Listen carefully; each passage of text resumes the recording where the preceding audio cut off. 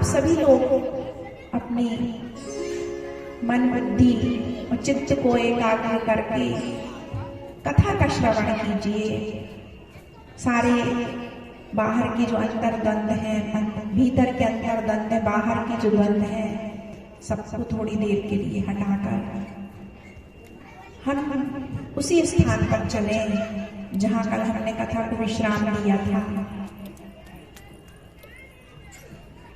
कल कथा चल रही थी कि भगवान, कल एक महिला ने मुझसे ये भी कहा, मुझे पता चला कि कथा का पहला दिन है और ये लंका कांड में चली गई। तो मैं सभी से ये कहना चाहूंगी कि जो कथा का प्रारंभ से जो स्वरूप होता है रामायण का, जब वो 7 दिवसीय या 9 दिवसीय होती है, तब वह प्रारंभ से कथा होती है। और ये जो 3 दिन का आयोजन हुआ हो रहा है, ये श्री हनुमान जी के जन्मोत्सव का आयोजन है। इसलिए इसमें केवल हम हनुमान जी महाराज के प्रसंगों को लेके चल रहे हैं, क्योंकि 3 दिन की कथा में पूरी रामायण नहीं हो सकती है। और हनुमान जी महाराज के जो सुंदर सुंदर प्रसंग है, तो वो आपको सुंदर कांड, लंका कांड में ही मिलेंगे। किष्किंधा कांड से हनुमान जी महाराज का पदार्पण हुआ है, तो आपको बाल कांड से तो हनुमान जी मिलेंगे नहीं। हनुमान जी जो रामचरितमानस में उनका पदार्पण हुआ है, तो किष्किंधा कांड से हुआ है, तो आपको किष्किंधा कांड के इसके प्रसंग मिलेंगे हनुमान चरित्र में, सुंदर कांड के मिलेंगे, लंका कांड के मिलेंगे। तो आइए, कल हनुमान जी महाराज ने रावण को जो मंत्र दीक्षा दी है, मंत्र दीक्षा देते हुए जो कह रहे थे कि राम नाम बिनु गिरा न सोहा, देव विचार त्याग बदमोहा, ये मंत्र दिया है। और ध्यान भी बताया कि राम चरण पंकज धरो, राम के चरणों को अपने हृदय में धारण कर लो, तो लंका चल रास तुम करो। लेकिन रावण ने इस बात को नहीं माना और वह यह प्रयास करता रहा कि मेरे मुख से राम नाम न निकलने पाए। अगर राम नाम निकल गया तो लोग क्या कहेंगे? लोग कहेंगे कि रावण ने तो बंदर को गुरु बना लिया। एक बंदर के कहने से राम नाम लेने लगा। हनुमान जी महाराज भी ये बात समझ गए कि अब मैंने जो ये बार बार कहा कि तुम राम का नाम लो, राम चरण पंकज धरो, हृदय में धारण करो, तो अब रावण का अंदर ही अंदर चिंतन चल रहा है कि बस ये नाम भरना मेरे मुंह से निकल न पाए। हनुमान जी महाराज ने कहा ये भी अच्छा, कम से कम चिंतन तो हो रहा है कि नहीं निकलने पाए, ना निकलने पाए राम नाम। पर भीतर ही भीतर रावण चिंतन कर रहा है इस बात का। और अंत में क्या होता है कि जिस समय भगवान राम और रावण का युद्ध होता है और भगवान जब अपने धनुष पर 31 बाण चढ़ाकर रावण को वध करने के लिए छोड़ते हैं, खेची सरासन श्रवण लगी छाड़े सर 31, रघुनायक सायक चले मानव काल खनीस। जब उस समय भगवान के बाण चले तो रावण की मृत्यु हो गई। मृत्यु कैसे हुई? उसमें एक बाण को नाभि कुंड में जाके लगा, क्योंकि नाभि उसके अमृत था, अमृत कुंड था। सायक एक नाभि सर सोखा और अपर लगे सिर भुज कही रोखा। बाकी 20-30 बाण थे, तो 10 तो सिरों में लगे और 20 भुजाओं में जाके लगे, और एक बाण लगा उसकी नाभि में। और जैसे ही रावण मरने लगा तो बहुत जोर से उसने गर्जना की, गर्जो मरत घोर रौ भारी। और गर्जना करते करते कहा, कहाँ राम, कि राम कहाँ है? और जैसे ही उसने कहा राम कहाँ है, हनुमान जी महाराज प्रसन्न हो गए। कि चलो मेरी मंत्र दीक्षा आज काम आ गई, किसके मुख से मरते समय में राम नाम निकल गया। क्यों? कितने मुनि, ऋषि मुनि, योगी जीवन भर साधना करते हैं, लेकिन मरते समय उनके मुख पर राम नाम नहीं आता है। जन्म जन्म मुनि जतन कराही, लेकिन अंत राम कहीं आवत नाही। और हनुमान जी महाराज प्रसन्न हो गए कि मेरी आज जो मैंने गुरु दे इसको दीक्षा दी थी, मंत्र दीक्षा दी थी, आज ये सफल हो गई। और इस तरह से रावण का अंत हो जाता है। लेकिन आजकल व्हाट्सएप में ऐसे मैसेज आ रहे हैं और कथावाचक जी ऐसी कथा कह रहे हैं जिनको सुन के ना आश्चर्य होता है। एक कथावाचक कह रहे हैं कि जिस समय रावण मृत्युशैया पर था, उस समय भगवान ने लक्ष्मण जी को ज्ञान लेने के लिए भेजा।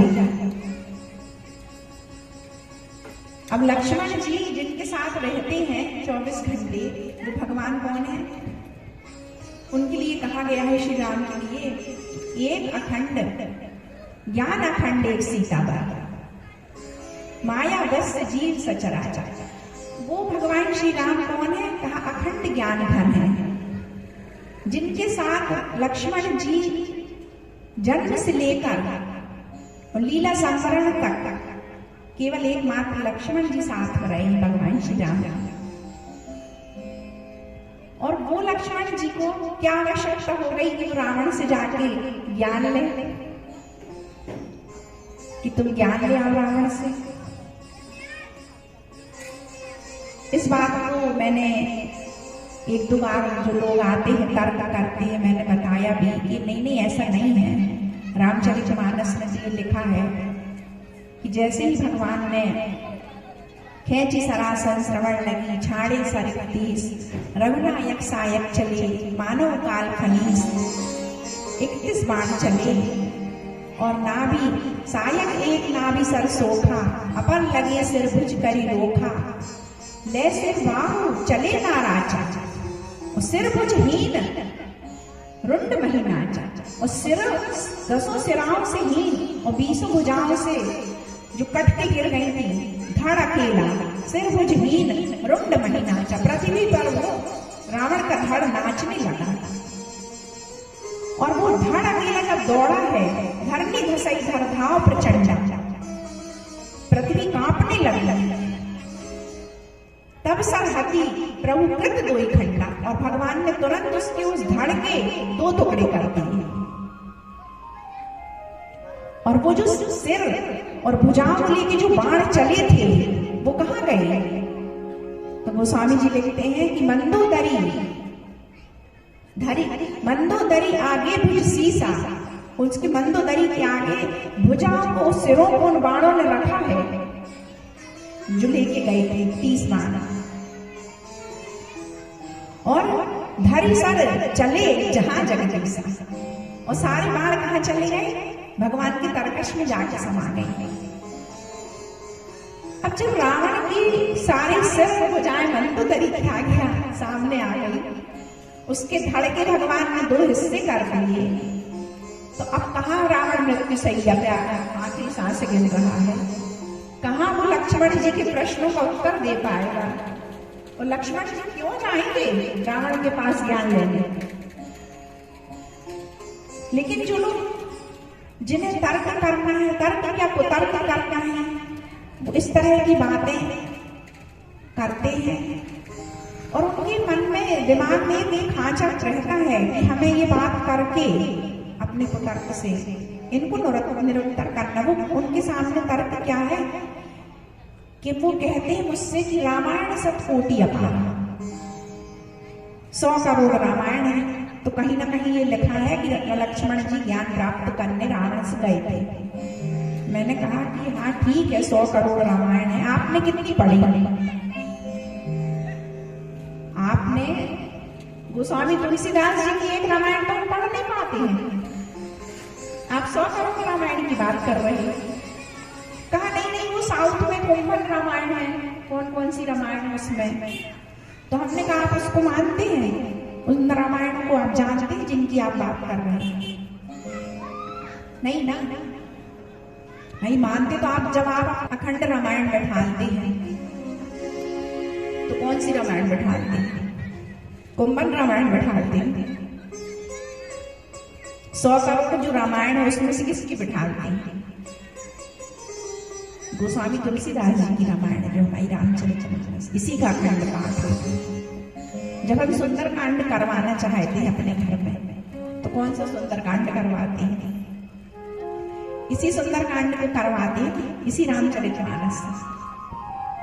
तो जब आप इसको मानते हैं और इसी का सब पालन करते हैं, तब ये जो किंवदंतियां हैं जो लोगों ने अपने हिसाब से मनगढ़ंत कहानियां जोड़ी है कथावाचकों ने भी प्रसिद्धि पाने के लिए, कि लक्ष्मण जी महाराज रावण के पास गए मृत्युशैया पर जब वो अंतिम सांस ले रहा था ज्ञान प्राप्त करने के लिए। तो कृपया इस तरह की जो भ्रामक प्रचार है व्हाट्सएप पे अगर इस तरह के आते हैं तो इनको आप लोग फॉरवर्ड ना करें। जो हमारे रामचरितमानस में लिखा है, जिसको हम पढ़ते हैं, मानते हैं, जानते हैं, उसी का हम पालन करें। इस तरह से जब रावण का अंत हुआ है तो भगवान ने उसको सद्गति प्राप्त की है, वह अपने लोक अपने धाम में ही गया है। कैसे भी करके जो भगवान का हमें नाम लेना चाहिए, भाव को भाव अनख आलसम नाम जपत मंगल विसिद्ध सब। और हमारे हनुमान जी महाराज ने जब ऐसी मंत्र दीक्षा रावण को दी तो रावण जैसे व्यक्ति का भी उद्धार हो गया, कल्याण हो गया, जो मरते समय भी कहता है कि गर्जो मरद घोर रव बारी, कहाँ राम, राम का नाम लेके उसका भी उद्धार हो गया रावण का। हमारे हनुमान जी महाराज को बोला जाता है अतुलित बलधाम, कि वो अतुलित बलधाम है जिनके बल की कोई तौल नहीं है, कोई माप नहीं है। तो हनुमान जी महाराज के बल की माप क्यों नहीं हो सकती? क्योंकि हनुमान जी महाराज ने अपने को भगवान से जोड़ के रखा है। भगवान के बल की कोई माप नहीं है। अब हनुमान जी महाराज ने मूल से जोड़ के रखा है। जैसे जो नदियां होती हैं बरसात में, जिनमें पानी नहीं होता, लेकिन बरसात में छोटे छोटे नदी नाले भी बारिश का पानी पाकर गंगा जी को मात करते हुए दिखाई देते हैं। लेकिन जब बारिश चली जाती है तो वो नदी नाले सूख जाते हैं और गंगा जी का पानी 12 महीने हमेशा भरा रहता है। क्यों? गंगा जी ने अपने को मूल से जोड़ के रखा है। चरणों से निकली है भगवान की, इसलिए भगवान के चरणों से निकलने के कारण गंगा जी में आप गंगा किनारे खड़े हुए और देखिए 1 सेकंड में कितना पानी हमारी आंखों के सामने से बह गया और दूसरा आ गया। उस पानी की माप हो सकती है क्या कि कितना पानी अब भी बह गया? नहीं हो सकता। ऐसे श्री हनुमान जी महाराज के बल की माप नहीं हो सकती, अतुलित बल, क्योंकि उन्होंने अपने को भगवान राम से जोड़ा है। भगवान के बल की माप नहीं है, भगवान के बल की माप है। लोग कहते हैं कि भगवान बाली के सामने नहीं गए। देखो फिर एक दूसरी बात आ गई, क्योंकि बाली भगवान बाली के सामने जाते तो भगवान का आधा बल बाली में चला जाता, इसलिए भगवान पेड़ के पीछे छुपे रहे। भगवान पेड़ के पीछे नहीं छुपे थे। भगवान ने बाली से कहा था, क्या तुम नहीं जानते थे कि मैं वहां खड़ा हूं? बाली को पता था कि भगवान खड़े हैं। भगवान ने कहा कि जब तुम मुझसे लड़ने के लिए चले थे तब तुम्हारी पत्नी तारा ने तुम्हारे पैर पकड़ के तुम्हें समझाया था ना, तारा के मुख से मैं ही बोल रहा था। अगर तुम में इतना ज्ञान होता तो तुम समझ जाते। तारा ने यही कहा था कि सुनो पति जिन्हों मिलऊ सुग्रीवा, ते दो बंधु तेज बल सीवा। और बल की सीमा है वो। कौशलेत सुत लक्ष्मण रामा, और कालऊ जीत सकहि संग्रामा। वो काल को भी परास्त कर सकती है। आप उनसे लड़ने के लिए बाली सुग्रीव से लड़ने के लिए न जाइए। सुग्रीव के पास कौन आ गया है? कहा कौशले सुत लक्ष्मण रामा, कालऊ जीत सकहि संग्रामा। लेकिन वहां पर भी बाली ने क्या कहा पत्नी से? कह बाली सुनु वीरु प्रिय, समदर्शी रघुनाथ। तुम जानते हो कि भगवान समदर्शी होता है। तुम कह रहे हो कि वो तो समदर्शी है, वो क्यों मारेगा मुझे? लेकिन अगर मार भी दिया, वध कर भी दिया मेरा, जो कदाचित मोहि मारे तो पुनि हो सना। अगर मेरा वध को कर भी देते हैं तो मेरा उद्धार हो जाएगा, मेरा कल्याण हो जाएगा। भगवान कहते हैं तुम जानते थे कि मैं वहां पे खड़ा हूं, फिर भी तुमने सुग्रीव पर प्रहार किया। अब अगर भगवान का आधा बल बाली में जाना है तो पहले भगवान के पूरे बल के पता लगाना पड़ेगा ना। जो कहते हैं कि भगवान का आधा बल सुग्रीव में चला गया, बाली में चला जाता। जैसे आपने किसी को कुछ रुपए दिए और उससे कहा कि इसमें से आधे रुपए इनको दे देना, तो आप क्या करेंगे? पहले वो पूरे रुपए गिनेंगे ना कि भाई कितने हैं, तब तो उसमें से हम आधा दें। तो जो ये लोग कहते हैं कि भगवान का आधा बल बाली में चला गया है, चला जाता, इसलिए भगवान सामने नहीं आए, तो वो लोग बताएं कि भगवान का पहले पूरा बल कितना है, भगवान का बल कितना है, भगवान के गुण कैसे हैं। काकभूषुंडी जी महाराज जब गरुड़ जी को भगवान के गुण बता रहे हैं तो कहते हैं कि राम अमित गुण सागर, ताय की पावई कोई। भगवान के गुण कैसे हैं सारे कि समुद्र अथाह समुद्र के समान है, जिनकी थाह कोई नहीं पा सकता है। वहां पर उन्होंने बल की बात बताई है। बल बताते हुए कि भगवान में बल कितना है, तो कहा मरुत कोटि सत विपुल बल। बल की जब बात होती है तो वायु के वेग के बल को सबसे अधिक बल माना गया है, बलवान। वहां बोला कि जो करोड़ों अरबों पवन देवता का जो बल होता है, करोड़ों अरबों मारुति के समान भगवान में बल है। अब कैसे बल किया आप लगा, वो भी अंदाज से बता रहे हैं काकभूषुंडी जी महाराज।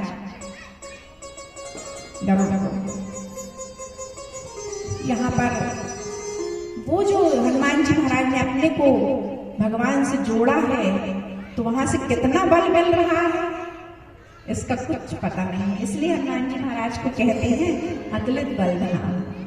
फिर भी शास्त्र पुराणों में हनुमान जी के बल की थोड़ी सी व्याख्या मिली है कि इंद्र का जो ऐरावत हाथी है, 10,000 ऐरावत हाथी का जो बल है वो एक इंद्र में होता है। 10,000 ऐरावत हाथी का बल एक इंद्र में होता है, और ऐसा 10,000 इंद्र का बल हनुमान जी महाराज की कनिष्ठ की उंगली में है। तो अब आप पूरे भगवान हनुमान जी महाराज के पूरे शरीर का बल कल्पना कीजिए कि हम तो कल्पना नहीं कर सकते कितना बल है। ऐसे श्री हनुमान जी महाराज इतने अतुलित बलधाम होते हुए भी कितनी समर्पण, कितना त्याग, सेवा भाव भगवान श्री राम के प्रति रखते और कार्य करते हैं कि जिस समय लक्ष्मण जी के ऊपर मेघनाद ने प्रहार किया है, शक्ति का प्रहार किया है, और लक्ष्मण जी मूर्छित होकर गिर गए।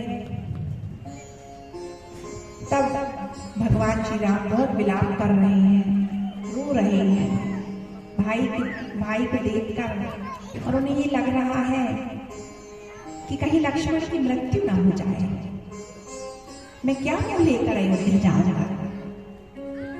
और जब रो रहे हैं, उनको रोता देख के हनुमान जी महाराज को इतना दुख हो रहा है, संत है, दूसरे का दुख है तो उनको देखा नहीं। फिर भगवान श्री राम, उनके प्रभु,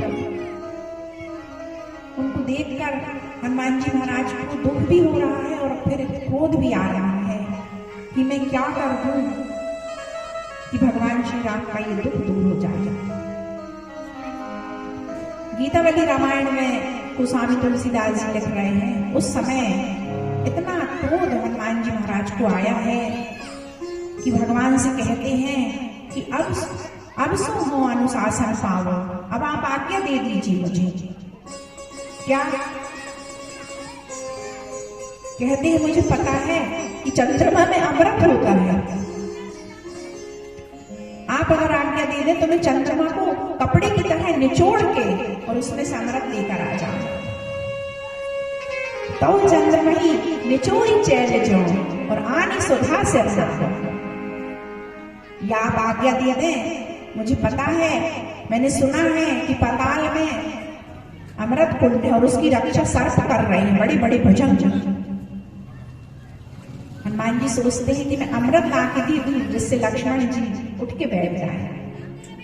चंद्रमा से अमृत लाने की बात कर रहे हैं, पाताल से अमृत लाने की बात कर रहे हैं। तो चंद्रमही निचोरी चैल जो आनी सुधा सिर नामो, कह पाताल दलों ब्याला गली और अमृत कुंड महिला। मैं अमृत कुंड यहाँ पृथ्वी पर ला देती हूँ पाताल से।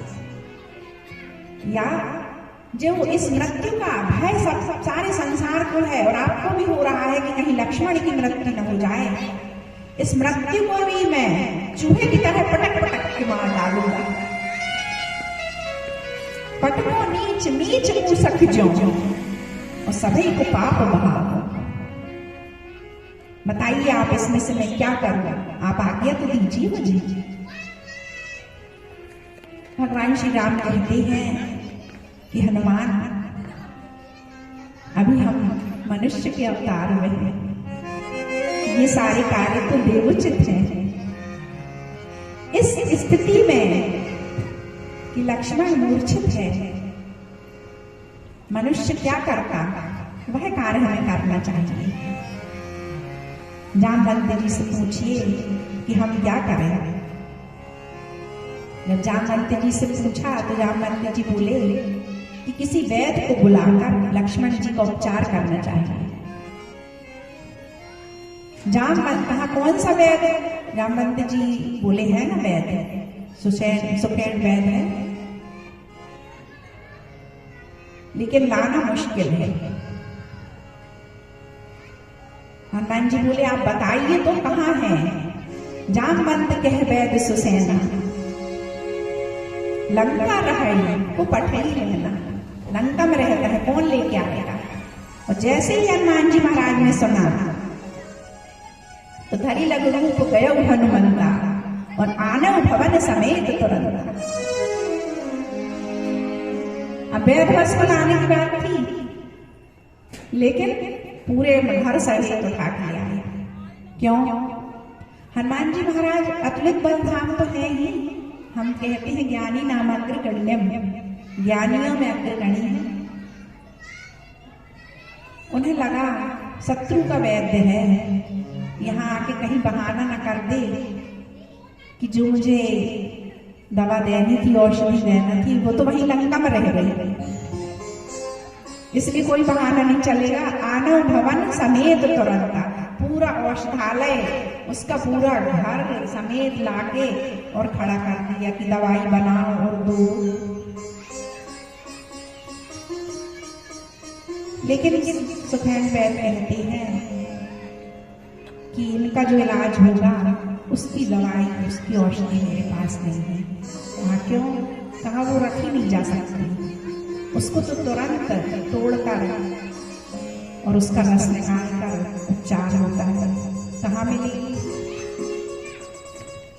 तो कहा कि हिमालय में द्रोणाचल पर्वत है, वहां से लाना है। और सुबह सूर्य ना निकल पाए, सूर्योदय ना हो पाए और औषधि आ जाना चाहिए। हनुमान जी महाराज चले, बोले मैं लेके आता हूं। ये बात रावण के गुप्तचरों ने रावण को बता दिया कि हनुमान जी महाराज जा रहे हैं औषधि लाने। तो लक्ष्मण जी चैतन्य हो जाएंगे। तब रावण अपने एक अनुचर के पास गया, वो कालनेमी राक्षस था। और देखो रावण ने कैसे कैसे नाम की कल मैंने बात बताई थी। यहाँ भी जो कालनेमी राक्षस जो नाम रखा है उसने कालनेमी, इस कारण तो उसने अपने मन में ये लगा लिया था कि ये काल का विजेता है मेरा ये अनुचर, ये काल को भी परास्त कर सकता है। गया, कहने लगा तुम जाकर उस बंदर का रास्ता रोको। वो कहता है कि मैं उस बंदर का रास्ता नहीं रोक सकता। तब रावण कहता है कि अरे तुम तो काल हो। वह कहता है कि मैं तो नकली काल हूं, वो तो असली काल है जो जा रहा। जानते हो कौन है? करालम महाकाल कालम कृपालम। शंकर के अवतार हनुमान जी महाराज हैं, जो साक्षात काल नहीं, करालम महाकाल कालम कृपालम, वो तो महाकाल है।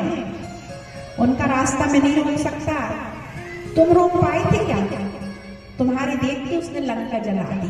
देखा तो तुम्हें नगर जन जा रहा और तासु पंथ को रोकन पारा। तुम्हारे देखते देखते उसने लंका को जला के राख कर दिया। तुम रोक पाए? मुझसे कहते हो उसका रास्ता रोको, मैं नहीं रोक पाऊंगा। तब रावण कहता है कि अगर तुम उसका रास्ता नहीं रोकोगे तो मैं तुम्हारा वध कर दूंगा। तब वह कालनेमी सोचता है कि इससे अच्छे मरने से तो भगवान के दूत के हाथ से ही मरूंगा मैं, तो मेरी सदगति हो जाएगी। राम दूत कर मरो बरु, यह खल रत मल भा। यह तो दुष्ट है। और ऐसा सोच के वह चला और उसने हनुमान जी के मार्ग में अस कही चला रचसी मग माया। उस मग यानी मार्ग में उसने 3 वस्तुएं बनाई हैं, ध्यान से सुनना। अस कही चला रचसी मग माया, सर मंदिर बर बाग बनाया। उसने एक सरोवर बनाया, सरोवर नहीं था वहां, बाग बनाया, बगीचा, और एक मंदिर बनाया। और वहां बैठ के वो भजन करने लगा भगवान का जोर जोर से। जब हनुमान जी महाराज वहां से निकले तो उन्होंने देखा, मारस्तुत देखा सुभाश्रम, मुने बूझ जल पियो जाई श्रम। कि मैं इन मुनि से जल मांग के पीऊंगा तो मेरा ये थोड़ा सा श्रम है, थकान है, वह उतर जाएगी, मिट जाएगी। भगवान हनुमान जी महाराज वहां पे उसके पास आ गए और उससे कहने लगे कि मांगा जल, मुझे जल दे दो पीने के लिए। तो मांगा जल तेहि दीन कमंडल, उसने कमंडल दे दिया कि लो तुम इस कमंडल में जल पी लो। लेकिन हनुमान जी महाराज ने कहा कि नहीं नहीं, मैं इतने कमंडल से, केवल कमंडल भर जल से मेरी प्यास नहीं बुझेगी। कह कपि नहीं अघाऊं थोड़े जल, आंगा जल कही दीन कमंडल, कह कपि नहीं अघाऊं थोड़े जल। और देखिए यही हनुमान जी महाराज की जो प्यास है वो बहुत बड़ी है, छोटी प्यास नहीं है। अगर हनुमान जी महाराज की छोटी प्यास होती तो उस कमंडल के जल में उसने जड़ी बूटियां मिलाई थी, कुछ भी हो सकता था। लेकिन हम लोगों की जो प्यास है हमारे गुरु जी एक कथा सुनाते हैं कि एक व्यक्ति ने भगवान भोलेनाथ की तपस्या की और भगवान भोलेनाथ प्रसन्न हो गए, आ गए, खड़े हुए, कहते हैं मांगो क्या चाहिए। अब वह व्यक्ति मांग नहीं रहा। क्यों नहीं मांग रहा है? क्योंकि भगवान शंकर नंगे खड़े हैं। उनको नग्न अवस्था में देखकर वह व्यक्ति सोचता है कि इनसे मांगू कि इनको और कुछ मैं ही दे दूं। अब भगवान शंकर फिर कह रहे हैं कि तुमने मुझे बुलाया है, मांगो क्या चाहते हो। अब वह व्यक्ति कहता है अब मैं क्या मांगू आपसे। कहता है मांगो कहा अंबर, नाथ तुम तो दिगंबर हो। मैंने सोचा था कि आपसे अच्छा कीमती शाल दो शाल ले लेता, लेकिन आप तो स्वयं नग्न हैं। आपके पास होता तो आप स्वयं पहन के नहीं आ जाते। वह कहता है मांगो कहा भूषण, ते कपाल व्याल धारी हो। मैंने सोचा था अच्छे हीरे जवाहरात के आपसे आभूषण मांग लूंगा, तो आप तो स्वयं ही नरमुंडों की माला और सर्पों की माला लपेट के खड़ी है, तो मैं आपसे क्या मांगू। फिर मैंने सोचा था मांगो कहा वाहन, तो तुम्हारो एक बूढ़ो बैल है। मैंने सोचा था कि अच्छे हाथी घोड़े अच्छे सुंदर सुंदर रथ मांग लेता सवारी करने, तो आप तो स्वयं एक बूढ़े बैल पे आए हैं सवारी करके, तो आपसे क्या मांगू। भगवान शंकर ने कहा कि तुम इस भूले में नहीं रहना कि यहाँ किसी चीज की कमी है, तुम मुझसे कम नहीं मांगना। कवितावली रामायण में गोस्वामी जी कहते हैं नागो कहे जग मांगनो देख। नंगा कह रहा है संसार को मांगता हुआ देख कर कि नागो कहे जग मांगनो देख, न खानो कछु जगी मांगी थोड़ो। यहाँ किसी चीज की कमी नहीं है, तुम थोड़ा मत मांगना। जब मांगना तो अधिक मांगना, और अगर तुम्हें कम मांगना है तो तुम किसी और देवता को बुला लो। वो व्यक्ति कहने लगा कि प्रभु कितना मांगे। भगवान शंकर ने कहा तुम मुझसे वरुण इंद्र कुबेर का भी खजाना मांग लोगे, इंद्र का भी अगर तुम लोक मांग लोगे, इंद्र का भी पद मांग लोगे, तो मैं समझूंगा कि तुमने मुझसे कुछ नहीं मांगा है। लेकिन अगर तुमने इंद्र का पद भी मेरे लिए छोटा है, लेकिन अगर तुमने मुझसे भगवान की भक्ति मांग ली, तो मैं समझूंगा कि तुमने मुझे लूट लिया। ये सत्य है कि भगवान सब कुछ देते हैं, लेकिन अपनी भक्ति नहीं देते हैं। भगवान स्वयं कहते हैं, किष्किंधा कांड में आप लोग पढ़ते हैं कि कहूँ कहूँ वृष्टि सारदी थोरी, और को एक पाओ भगत जिन मोरी।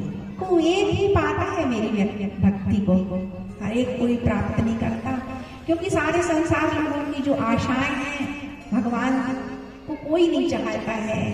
भगवान से सब चाहते हैं, मुझे पद दे दो, प्रतिष्ठा दे दो, धन दे दो, संपत्ति दे दो, नाती दे दो, पोता दे दो। संसार की हम सांसारिक वस्तुओं को भगवान से मांगते हैं, भगवान से हम भक्ति को नहीं मांगते हैं, और भगवान देते भी नहीं है। तो यहाँ पर ऐसे ही हनुमान जी महाराज की जो प्यास है, और वो व्यक्ति जो था मांग रहा था, उसकी भी जो प्यास थी बस वही छोटी छोटी वस्तुएं थी, पर भगवान की दृष्टि में तो इंद्र का पद भी छोटा है, भक्ति सबसे बड़ी है। हनुमान जी महाराज कहते हैं कि मांगा जल तेहि दीन कमंडल, और कह कपि नहीं अघाऊं थोड़े जल। और वो कहता है कि तुम वहां बाजू में सरोवर बना है, तुम वहां पर स्नान करके आओ, फिर मैं तुम्हें गुरु दीक्षा दूंगा। लेकिन जब हनुमान जी महाराज सरोवर में स्नान करने के लिए गए, तो वहां जाते ही जो मगरी होती है मगर, तो मगरी ने उनका पैर पकड़ लिया। सर पैठत कपि पद गहा, मगरी तब अकुला। मारी सो धरी दिव्य तनु और चली गगन चढ़ी जान। वह मकरी एक अप्सरा थी जो श्राप से मगर बन गई थी। उस मगरी ने कहा कि ये जो मुनि बैठा है यह मुनि नहीं है, यह राक्षस है। मेरे वचन को सत्य मानो और ये तुम्हारा मार्ग रोकने के लिए बैठा है। और ये कह के वह चली गई। तब जब हनुमान जी महाराज लौट कर आए तो कहते हैं, कह कपि मुनि गुरु दक्षिणा ले लो, 5 हमें मंत्र तुम दे। हनुमान जी कहते हैं कि अब मुनि से कि आप पहले है ना गुरु दक्षिणा ले लीजिए, बाद में दीजिए मुझे गुरु मंत्र। और ऐसा कहकर हनुमान जी महाराज ने अपनी पूंछ से उसके सिर को सिर लंगूर लपेटी पछाड़ा, उसको पटक दिया, उसका वध कर दिया। सिर लंगूर लपेटी पछाड़ा तो निज तन प्रगटसी मरती बार। उसने अपने शरीर को प्रकट कर दिया जो उसका शरीर था कि मैं राक्षस हूँ। राम राम कही छाड़सी प्राणा और सुनी मन हरस चले हनुमान। जैसे ही उसने राम राम कह के अपने शरीर को त्यागा, हनुमान जी महाराज प्रसन्न होके राम राम शब्द सुन के और चल पड़े। लेकिन प्रश्न ये है कि उस राक्षस ने 3 वस्तुएं बनाई थी, जैसे मैंने पहले बताया। सर मंदिर बर बाग बनाया। तो जब माया का सरोवर था, माया का मंदिर था, माया का बगीचा था, तो मगरी कहाँ से आ गई? भाई पहले से तो सरोवर था ना कि उसमें मगरी थी, वो तो उसने तुरंत बनाया था, मगरी नहीं बनाई थी। 3 वस्तु बनाई थी।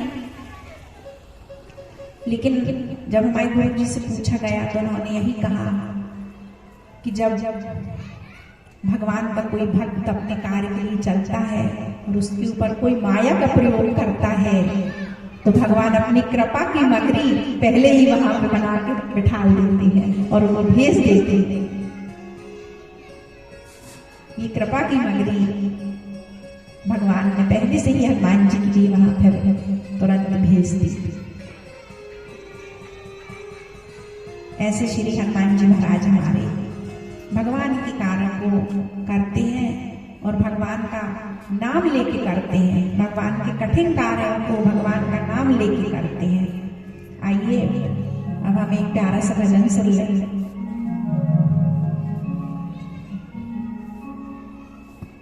हेलो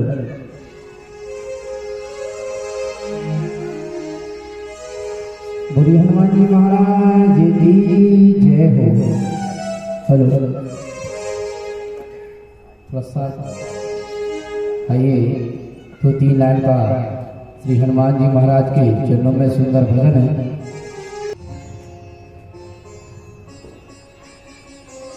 भगवान की सेवा करने के लिए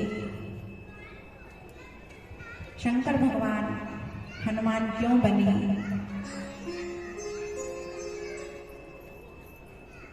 इसकी एक बहुत ही सुंदर कथा आती है कि जिस समय भगवान श्री राम का जन्म होता है अयोध्या में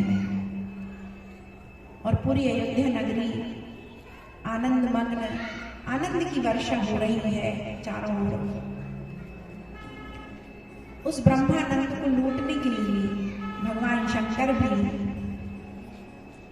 आते हैं काकभूषुंडी जी महाराज के साथ। और रामचरितमानस में भगवान शंकर कथा सुना रहे हैं मां पार्वती को और वह बात बताते हुए कहते हैं कि और एक कहो निज चोरी।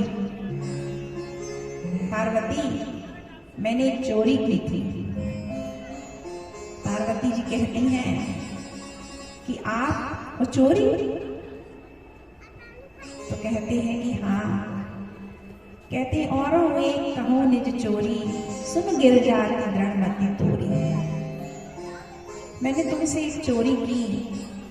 क्या चोरी की? उस समय तुम सती के रूप में थी कैलाश में, और भगवान का जन्म अयोध्या में हुआ।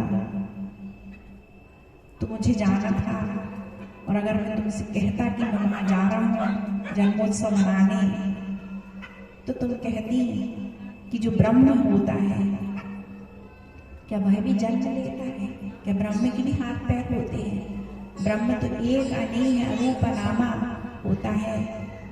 और तुम उससे तर्क वितर्क करती, और क्योंकि तुम्हारी बुद्धि उस समय चंचल रही, तुम स्वयं भी नहीं जाती और मुझे भी तर्क वितर्क करके यही कैलाश में रोक लेती।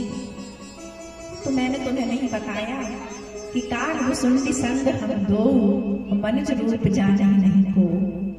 मनुष्य का रूप धारण करके मैं और मैंने अपना चेला काग भुसुंडी वो भी मनुष्य रूप भर के, और हम दोनों अयोध्या में आ गए थे। लेकिन ये बात मैंने अभी क्यों बताई?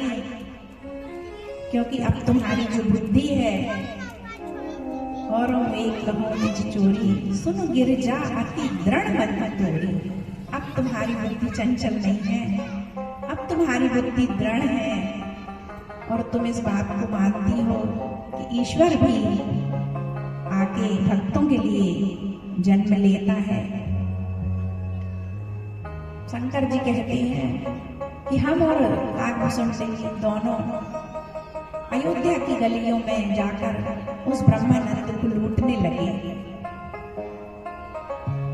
और जब 1 महीने तक हम उस ब्रह्मानंद के आनंद में डूबते रहे। देखिए क्या भगवान का जन्म उत्सव मनाया गया। लोग प्रश्न करते हैं, हमारे गुरु जी से एक ने प्रश्न किया कि रामनवमी तिथि होती है, शिवरात्रि तिथि होती ना अपने यहाँ, तो कई बार 2 हो जाती है, आज भी है कल भी है, कहते ना कैलेंडर में, अरे आज भी है कल भी है। कुछ पत्रकार आए और कहने लगे हमारे गुरु जी से कि क्या आपके यहाँ रामनवमी आज भी है कल भी है, आप लोग एक तिथि पर निश्चित नहीं कि आज मनाए कि कल मनाए? हमारे गुरु जी ने इतना सुंदर उत्तर दिया, कहा आप 2 ही दिन में घबरा गए, 2 दिन की रामनवमी आज और कल? अरे अयोध्या में तो 1 महीने मास दिवस कर दिवस भार, मरम न जाने को रथ समेत रवि था क्यों निशा कवन विधि हो। सूर्य भगवान खड़े हैं 1 महीने तक रामनवमी चलती रही, राम उत्सव चलता रहा, राम जन्मोत्सव लोग मनाते रहे, भूल गए कि 1 महीने का 1 दिन हो गया। आप 2 दिन में घबरा गए कि आज रामनवमी कल भी है, कि एक ही दिन मनाओ कोई निश्चित दिन करके। 1 महीने तक शंकर भगवान कहते हैं हम और कागभूषण दोनों मनुज रूप जान नहीं कोई को, परमानंद प्रेम सुख भूले और बीते फिर मगन मन भूले। भूल गए हम दोनों अपने आप को उन गलियों में, उन अयोध्या वासियों के साथ उत्सव मनाते। देखो हम कब भूलेंगे अपने को? हम उस आनंद, उस ब्रह्मानंद को कब आनंद हम ले सकते हैं? जब हम अपने आप को भूल जाए। लेकिन हम अपने को भूलते नहीं हैं। हम इस पद पे हैं, ये व्यक्ति को हमेशा याद रखते हैं, हमारा ये नाम है, हम इस जाति के हैं। ये सब सारी चीजों को हम हमेशा याद रखें कि अपने साथ चलते हैं। अगर हम इनको भूल जाएंगे जिस दिन कि हम क्या हैं, पद प्रतिष्ठा, अपनी जाति गोत्र, अपना नाम, इन सबको जिस दिन भूल जाएंगे उस दिन हम उस ब्रह्मानंद का आनंद ले पाएंगे। भगवान शंकर कहते हैं परमानंद प्रेम सुख भूले और बीते न फिर ही मगन मन भूले। हम भूल गए, लेकिन बाहर का आनंद लेते लेते मैंने कागभूषण से कहा कि कागभूषण जब बाहर इतना आनंद है तो जो ब्रह्मानंद ने जिसने जन्म लिया है, जिस ब्रह्म ने, वहां अंदर कितना आनंद नहीं होगा महलों में। अब हमें जाके उनके दर्शन भी तो करना चाहिए। तब कहते हैं काकभूषुंड जी कि महाराज अंदर कैसे जाएंगे महल में। तब भगवान शंकर कहते हैं कि एक कार्य करते हैं कि ज्योतिषी बन जाता है। ज्योतिषियों की बड़ी बड़ी पूछ परख होती है, ज्योतिषियों को बहुत जल्दी स्थान मिल जाता है। मैं ज्योतिषी बन जाता हूँ बूढ़ा, और तुम मेरे चेले तो हैं ही, तुम मेरे चेले बन जाना। कहा ठीक है। और ये दोनों जो महल के बाहर दासियां आ रही जा रही थी वहीं बाहर बैठ गए और उनके बालकों के हाथ बुला बुला के देखने लगे। जब देखने लगे और बहुत अच्छा फल बता रहे हैं,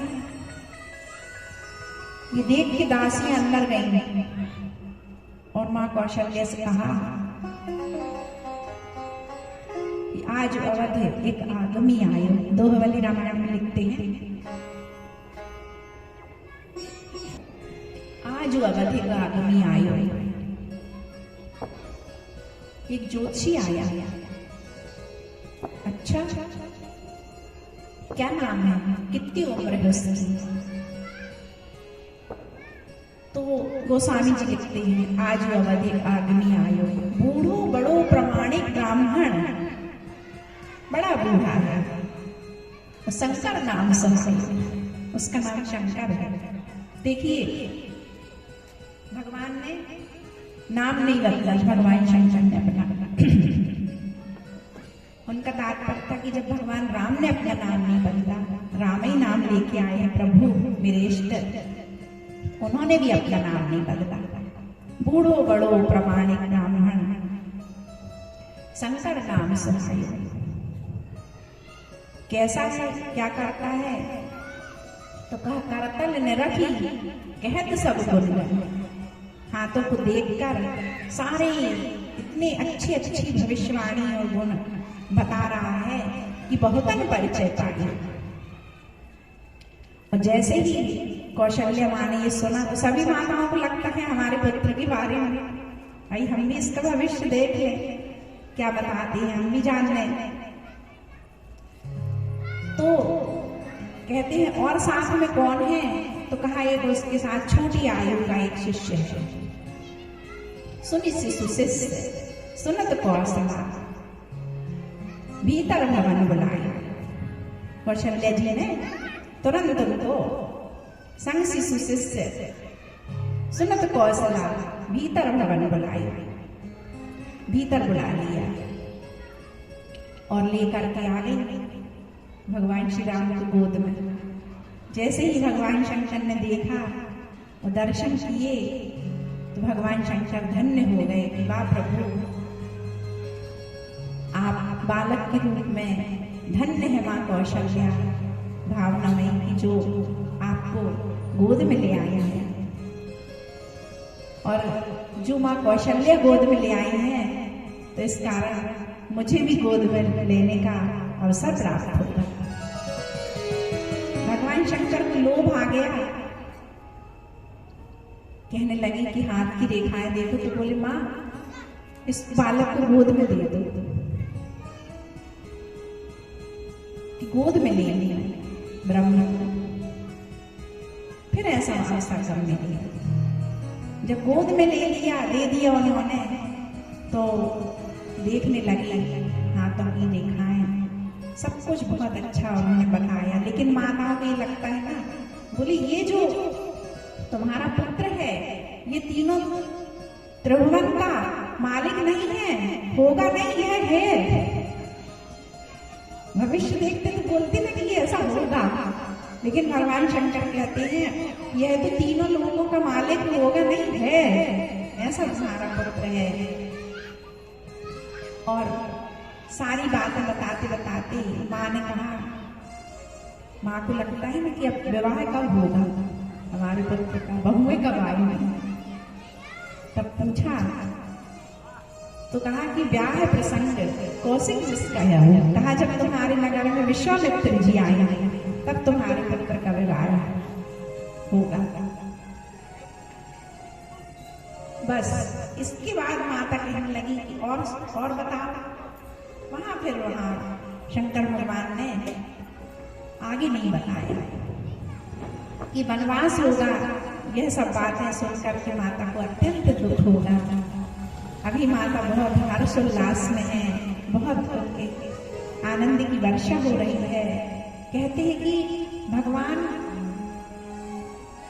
का जब विवाह हुआ है तब 15 वर्ष की अवस्था में विवाह हुआ है और 28 वर्ष की अवस्था में उनको वनवास हुआ है और 42 वर्ष की अवस्था में उन्होंने रावण का वध करके राज्य सिंहासन पर बैठे हैं।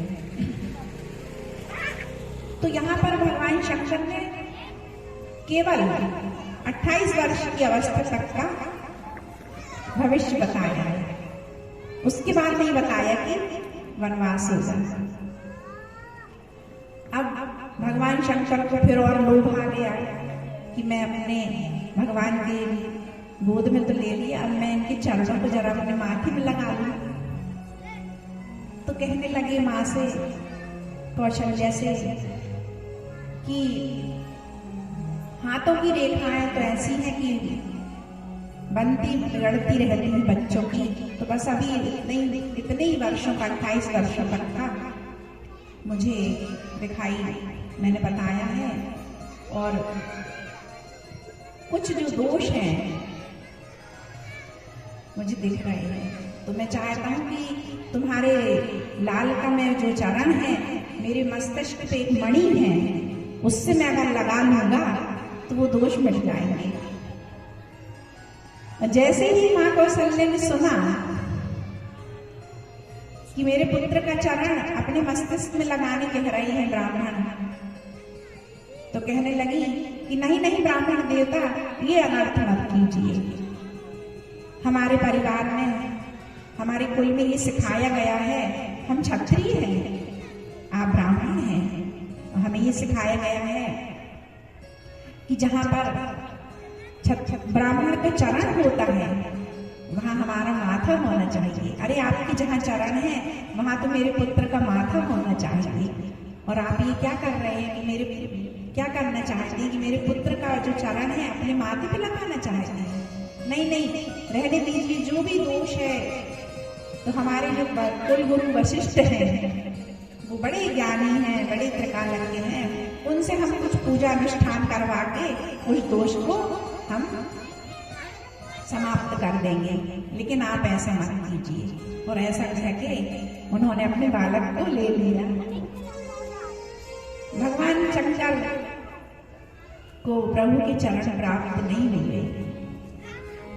तब भगवान शंकर ने विचार किया कि मैं देवता था, देवता से मनुष्य बना, तब मुझे भगवान प्राप्त हो गए, मैंने गोद में ले लिया।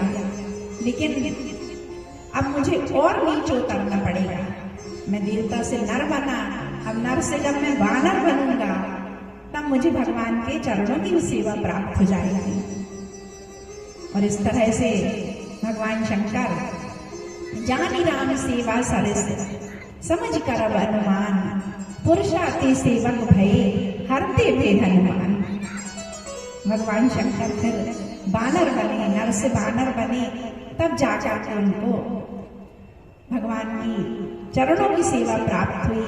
हम किष्किंधा कांड में पढ़ते हैं कि जैसे ही भगवान, जब हनुमान जी महाराज प्रभु से मिले हैं, उसके बाद पश्चात क्या हुआ, कभी उन्होंने भगवान को 2 कदम भी नहीं चल दिया है।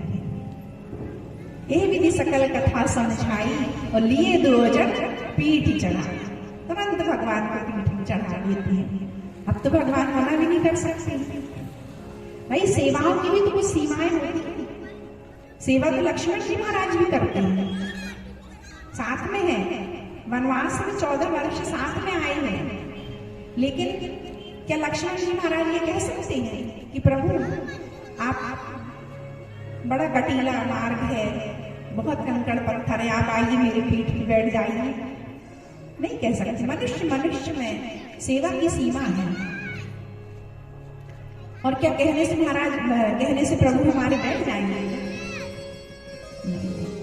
लेकिन हनुमान जी महाराज ने, शंकर जी मनुष्य का भी तो अवतार रख करके भगवान की सेवा कर सकते थे, कहीं की राजा बन जाते, लेकिन नहीं। इसलिए शंकर जी मनुष्य नहीं बने, क्योंकि उन्हें पता है कि जब हमारे प्रभु ने मनुष्य का अवतार लिया है, और अगर मैं भी मनुष्य बनूंगा तो ये तो बराबरी हो जाएगी। अगर प्रभु की सेवा करना, मनुष्य बनने, अगर किसी राजकुमार बनते, राजा बनते, तो महल चाहिए, भोजन चाहिए, कपड़े चाहिए, उसी में लग जाते जिसमें हम लगे। लेकिन वानर बनने में न भवन की आवश्यकता है, न भोजन की आवश्यकता है, न वस्त्र की आवश्यकता है, किसी चीज की। हम जब अपनी सेवाओं से मुक्त हो जाएंगे तब ना भगवान की सेवा कर पाएंगे। हनुमान जब शंकर जी को भगवान के चरण प्राप्त नहीं हुए, तब नर से वानर बने हैं हनुमान जी महाराज। जानी राम सेवा सरस समझ कर अनुमान, पुरुषा ते सेवक भये हरते हुए हनुमान। इस तरह से हनुमान जी महाराज ने, शंकर जी ने भगवान की सेवा को पूरी तरह से करने के लिए हनुमान का रूप धारण किया है। और उनकी सेवा कैसी है कि जब भगवान राज्य सिंहासन पर बैठे हैं राजा बन के, तो 11,500 वर्ष तक हनुमान जी महाराज ने भगवान प्रभु श्री राम की सेवा की है। और आज भी, क्योंकि भगवान जब मिले थे तो भगवान ने जो उनको मंत्र दिया था, भगवान जब मिले तो भगवान ने, हनुमान जी महाराज ने यही कहा भगवान से कि प्रभु हमारा और तुम्हारा नाता क्या रहेगा? सेवक सुत पति मात भरोसे। भगवान ने कहा हनुमान जी ने कि मैं आपका पुत्र हूं और मैं आपका सेवक बनना चाहता हूं। तब भगवान ने यही कहा कि देखो हनुमान, पुत्र तो पहले माँ की गोद में आता है, माँ की गोद में आता है, माँ देती है ना पिता को कि आपका पुत्र है। तो जब तुम सीता स्वीकार कर लेंगे पुत्र रूप में, तब मैं तुम्हें पुत्र के रूप में स्वीकार कर लूंगा, लेकिन सेवक के रूप में मैं तुम्हें अभी इसी वक्त स्वीकार करता हूं। कब से सेवा में आने बोला? अभी से सेवा में आना है। तो भगवान ने सेवा धर्म की, हनुमान जी महाराज को दीक्षा दी है। सो अनन्य जाकर ऐसी मति न करई हनुमंत, मैं सेवक सचराचर रूप स्वामी भगवंत। क्या है, क्या दीक्षा दी यहाँ पे कि तुम्हारी बुद्धि से ये कभी न टले। सो अनन्य जाके असी मति न करई हनुमंत।